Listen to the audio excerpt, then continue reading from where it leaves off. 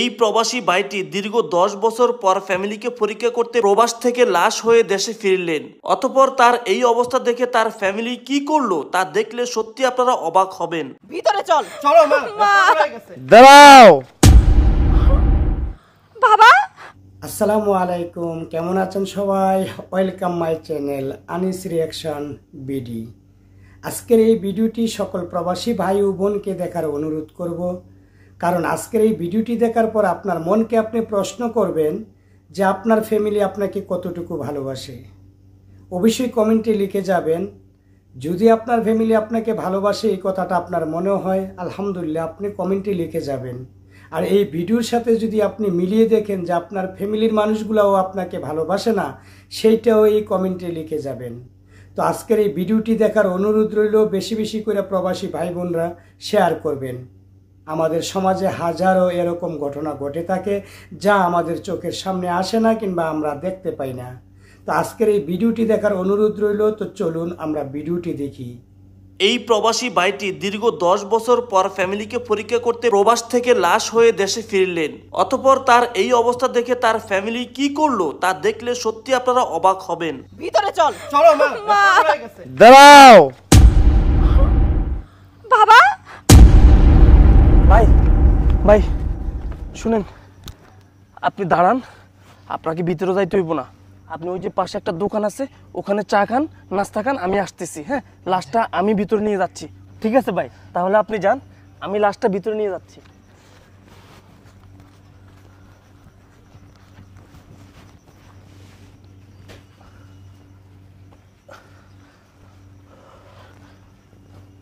বাড়িতে কেউ আছেন? কেউ আছেন বাড়িতে?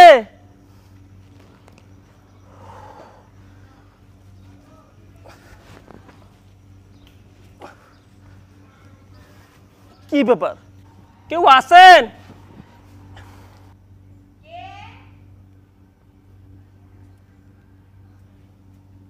কি ব্যাপার? কে আপনি? এভাবে চিল্লাচিল্লি কেন করছেন? জি, আপনি আমাকে চিনবেন না, আমি প্রবাস থেকে আসছি, আমি লাশ নিয়ে আসছি। লাশ? কিসের লাশ? কার লাশ? আসলে এইটা কি জীবন চৌধুরী বাসা না? হ্যাঁ, এটা জীবন চৌধুরীর বাড়ি। তো কি হয়েছে? আসলে এটা ওনারই লাশ। ওনার লাশ মানে?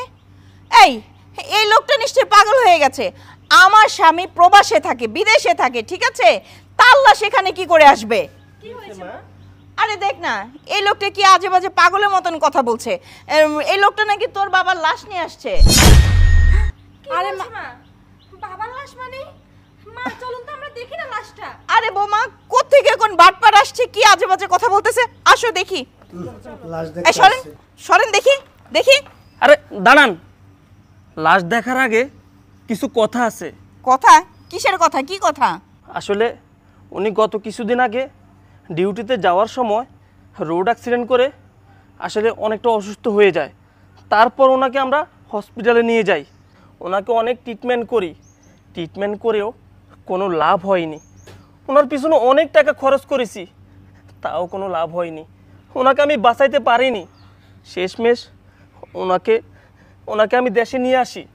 দেশে আনতে আমার অনেক টাকা খরচ হয়েছে, আর সেই টাকাগুলি আমি আপনাদের কাছে চাচ্ছি। আপনারা আমাকে সেই টাকাগুলো দেন, তারপর ওনাকে আপনারা টাচ করুন। দাঁড়ান, আপনি এসব কি আজে বাজে কথা বলতেছেন? এটা যে আমার স্বামীর লাশ, তার পিছনে আপনি এত টাকা পয়সা খরচ করছেন, আপনি দেখতে না দিলে বুঝবো কি করে যে সে আমার স্বামী? আর আপনারে আমি টাকাগুলো দিয়ে দিব, আর আপনি কান্নাকার লাশ আমার উঠানে ফেলে রেখে আপনি টাকা নিয়ে ভেগে যাবেন? আপনি কি আমাকে বলদ পাইছেন? হ্যাঁ, আমি জানতাম আপনি আমার কথা বিশ্বাস করবেন না। এই যে ওনার পাসপোর্ট, ওনার পাসপোর্টে দেখুন তো, এই যে ওনার নাম কি না? আর এই ছবিটা কার? আপনার হাজবেন্ড না? উনি তো জীবন চৌধুরী, তাই না? এই যে এটা তো তোর বাবা। ভিডিওটা দেখুন, সম্পূর্ণ ভিডিও দেখুন, তারপর আপনারা বুঝতে পারবেন। মা, উনি তাহলে ঠিকই বলছে, এটা তাহলে বাবারই লাশ। বাবা দাঁড়ান, আমি বললাম না ওনাকে টাচ করবেন না? আগে আমার টাকাগুলো পরিশোধ করুন, তারপর ওনাকে টাচ করুন। কত টাকা আপনার বলেন ভাই, আমরা সব টাকা দিয়ে দিব। কত টাকা? ওনাকে দেশে আনতে আমার 25 লক্ষ টাকা খরচ হয়েছে। 25 মা উনি এসব কি বলছে? টাকার কথা শুনতেই শেষ। আমি জানি না সব কিছু।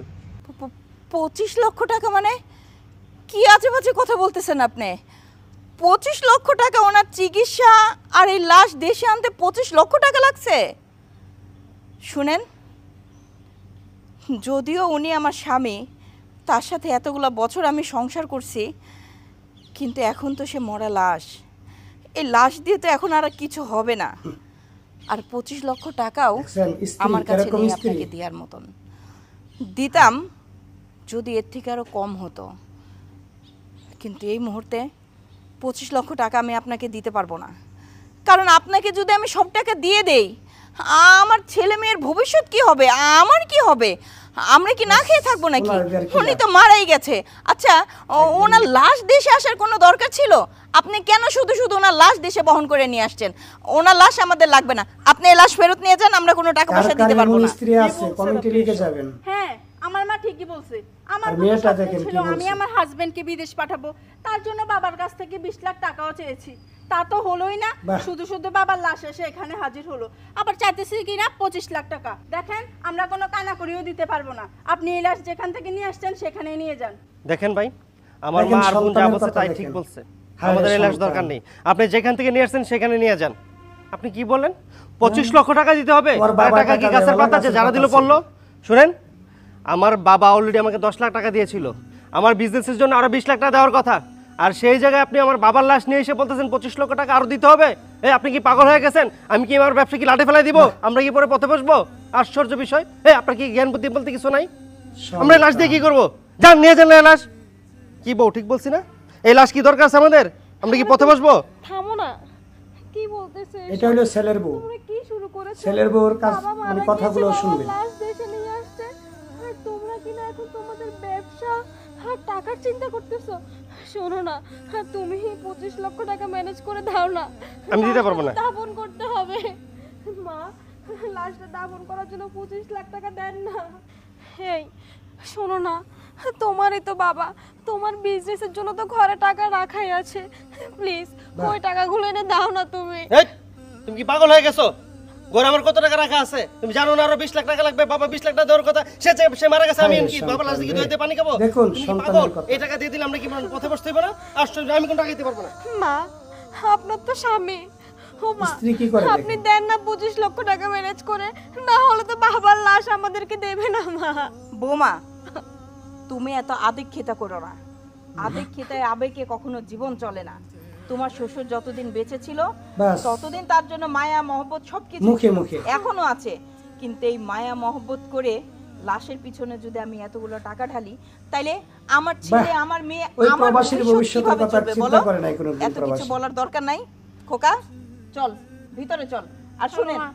এই যে আপনি পাসপোর্ট নিয়ে আসছেন না, এই পাসপোর্ট সহ এই লাশ আপনি নিয়ে যান। এই লাশ আমাদের দরকার নেই। খোকা, ঘরে চল। বাহ বাহ বাহ বাহ। সাব্বির, দেখেন, ভাই, পুত্রবধূ পরের বাড়ির অন্যের মেয়ে। সন্তান আমার কাছে শ্বশুরের এতগুলো জন্য কি টাকা কি নেই। বলে।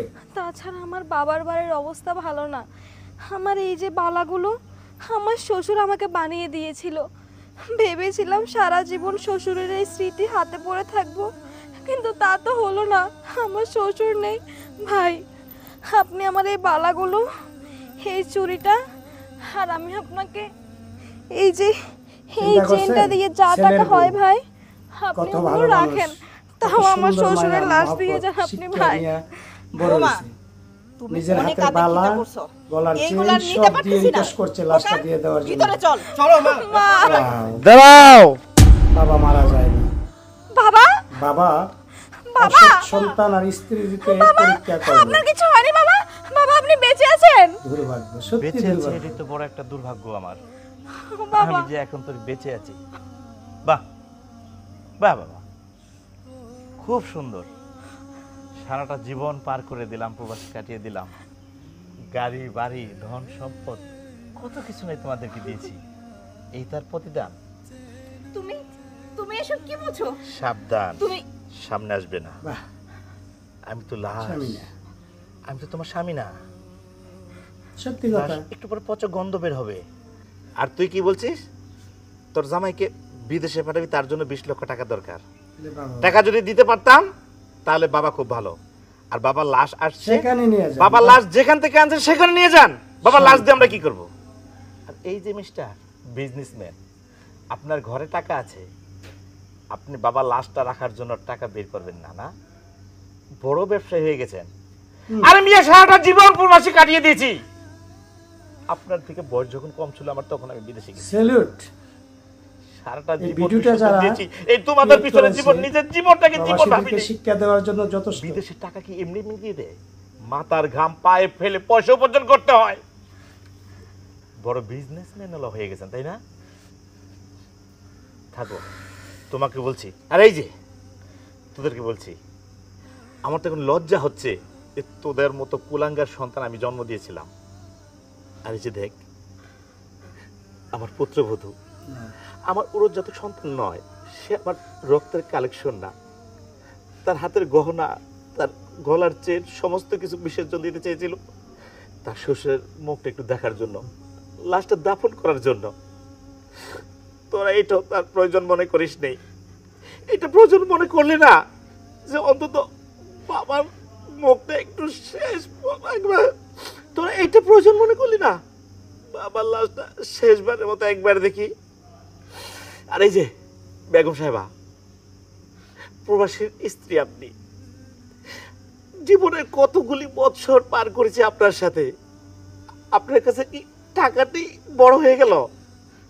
এটা মনে করলেন না যে শেষবারের মতো আমার স্বামীর মুখটা একবার দেখি, স্বামীর লাশটা অন্তত দাফন করি?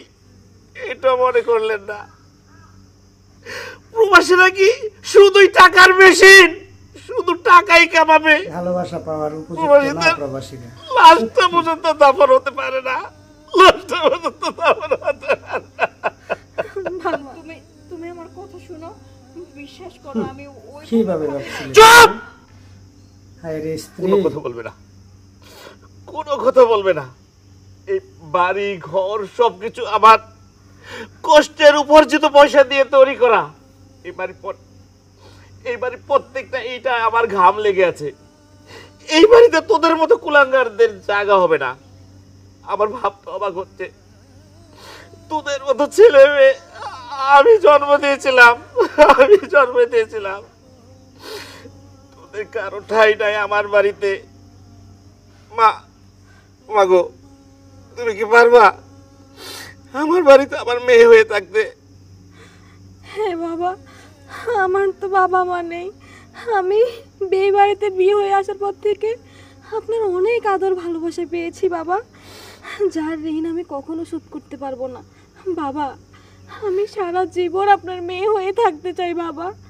কিন্তু বাবা, ভুল তো মানুষই করে। মা, বোন, আমার হাজব্যান্ড না হয় না বুঝে একটা ভুল করে ফেলেছে, আপনি ওদের মাফ করে দিন না বাবা। আর কখনো ওরা এমন করবে না বাবা। দেখছেন আমরা বউটা? সবাই মিলেমিশে ভালো থাকি বাবা। ঘরের সন্তান হইলে, তুমি জানো না মা, ভালো মন থাকলে এরকম কুকুরের লেজ যদি 12 বছর চুঙ্গায় ভরে রাখি, ওটা সোজা হয় না মা। সোজা হবে। তাও বাবা, আপনি একটিবার ওদের ক্ষমা করে দেখুন। ওরা তো ওদের ভুল বুঝতে পারছে বাবা, আপনি ওদের ক্ষমা করে দিন। ঠিক আছে, শুধু শুধু তোমার মুখের দিকে তাকিয়ে আমি এই অমানুষগুলোকে ক্ষমা করতে আমি বাধ্য হলাম, শুধু তোমার মুখের দিকে তাকিয়ে। আচ্ছা বাবা, এখন চলুন, ঘরে চলুন। অনেক দূর জার্নি করে এসেছেন, চলুন বাবা। মা, অনেক হয়েছে, এবার ঘরে চলুন। চলো বাবা। চলো। আর এই যে আপনার স্বর্ণগুলো নেন। আসো বাবা। ভাইরে, আসলে তুই আমার ভাই না হলেও আমার ভাই হয়ে গেছিস। আমরা প্রবাসে কতগুলি বছর একসাথে কাটিয়েছি, যদিও আমরা এক মায়ের সন্তান না, কিন্তু তোর কথা মতো যদি আজকে আমি এই কাজটা না করতাম, দুনিয়াটা যে কি, কত কঠিন, কত ভয়ঙ্কর, এটা আমি বুঝতে পারতাম না। তোর কথাই সত্য যে পরীক্ষাটা করছে বিদায় আজকে টাকারই দাম বুঝতে আছে। পারছে সন্তান, আর মেয়ে, প্রবাসীদের ছেলে, কোনো দাম নেই। স্ত্রী, প্রবাসীর প্রতি আসলে কতটুকু টাকার ভালোবাসা। মেশিন রে। হায় রে এই, প্রবাসী। চল ঘরে চল, খাওয়া দাওয়া করে তারপরে যাবি। না না, না, আমি তোকে যেতে দিব না। আয়। আচ্ছা। সত্যি টাকার মেশিন।